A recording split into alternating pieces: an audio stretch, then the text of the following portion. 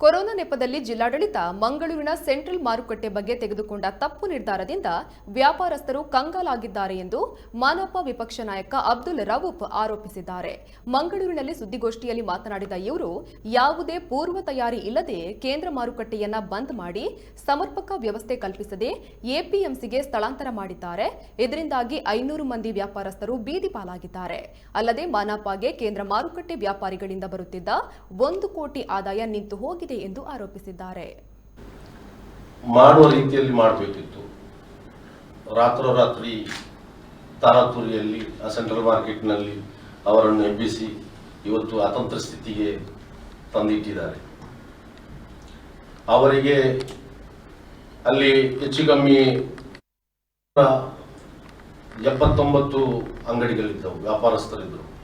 ಅದರಲ್ಲಿ ಹೆಚ್ಚು ಕಮ್ಮಿ ಒಂದು ಸೆಂಟ್ರಲ್ ಮಾರ್ಕೆಟ್ನಲ್ಲಿ ಒಂದು 5,000 ತನಕ ಜನಗಳು, ಅಲ್ಲಿ ಒಂದು 3,000 ಕೂಲಿ ಕಾರ್ಮಿಕರು,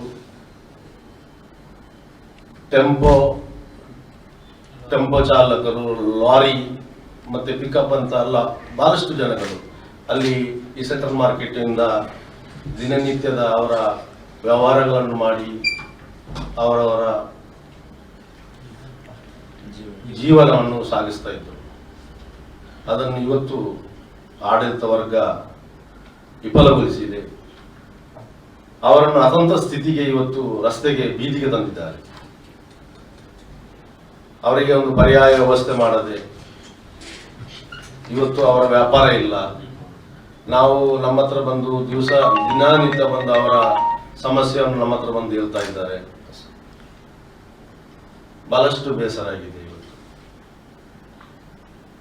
ಇವತ್ತು ನೋಡಿ, ಒಂದನೇದು, ನಾವು ದೇಶದಲ್ಲಿ ಉದ್ಯೋಗವನ್ನು ಕಳ್ಕೊಂಡು ಹೋಗ್ತಾ ಇದ್ದೇವೆ. ಅದು ಅಲ್ಲದೆ ನೋಡಿ,